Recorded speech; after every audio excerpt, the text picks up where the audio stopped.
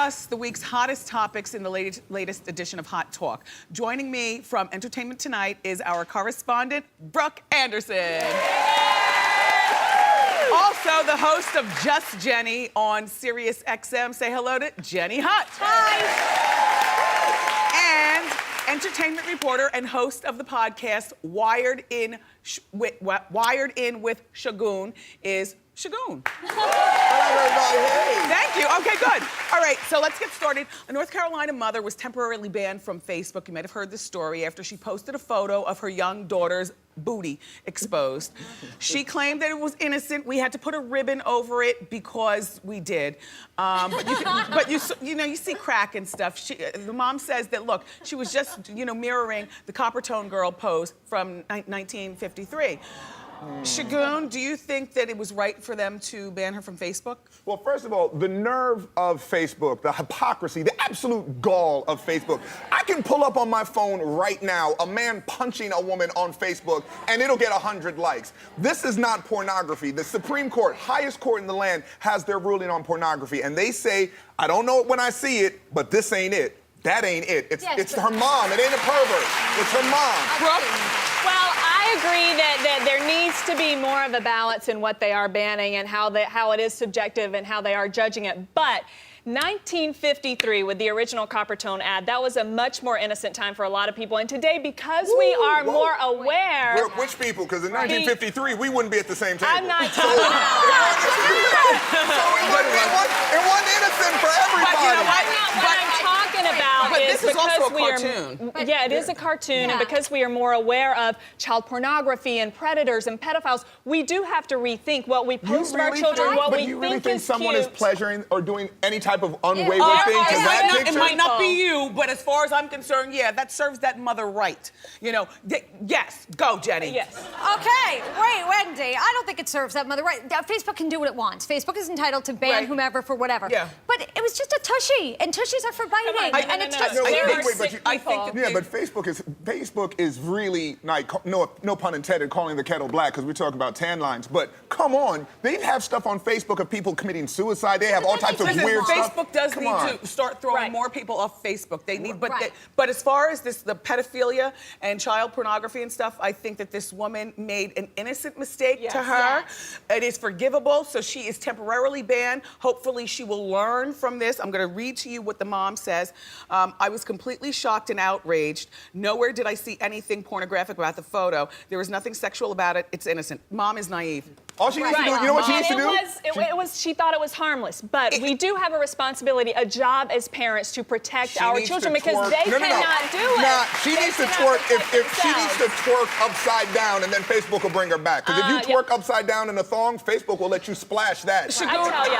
I totally get, though. I think that the Facebook needs to re-examine everything about it. Maybe. But we can start one mom or one person at a time. And, by the way, did you see Brandy Glanville? Because I think that also... No, to me is bad. All right, show Brandy worse. Glanville's boys. Her 2 sons in underwear. That's worse. That's nothing. That's worse. That's her son. Hold on a minute. That's her son. That's her son. How about her son's privacy? Those little boys, as they get older, are not going to be happy that their little whatevers are showing a little bit. Their little whatevers are covered up with boxer briefs. Their little whatevers are there. Listen, I don't have kids, but I love telling parents how to raise theirs. That ain't bad. That's not bad.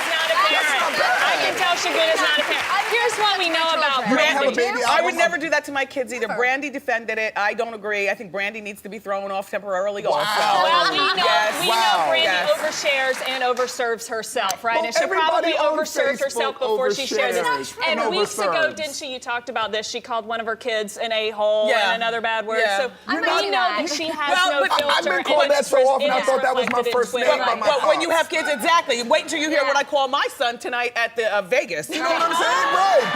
Right. That's not that bad. She has no filter, and it's reflected in her Twitter. So we expect this from Brandy. Let's move along. All right, the Glee star Lea Michele has a new relationship, and people are talking about it. Reports are that she's dating an alleged former male escort who charged up to $6,000 for a weekend for companionship to lonely women. Jenny, would you ever date a former sex worker? Absolutely not. Seriously? Really?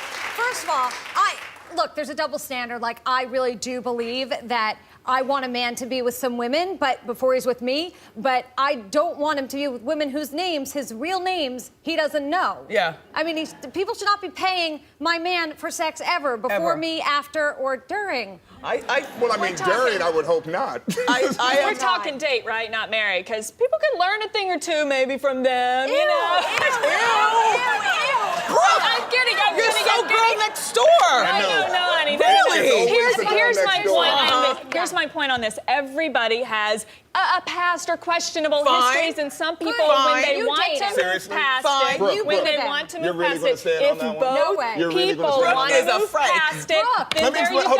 Here's the thing. Wasn't Channing Tatum a stripper for a hot second? I don't have any illusions. I don't have any illusions that the woman that I'm going to be with, I'm going to be the one to deflower her, or I'm some conquering knight. But I don't want her having sex tapes or being a known sex worker. I don't even understand the Kim and Kanye thing. Like, I don't even get that. It's not. Like, It's not a sex worker. There can't be a tape. There can't be a tape. There cannot be a tape. Hold on a minute. She is. She built her whole career. I would like to give my prudish opinion here.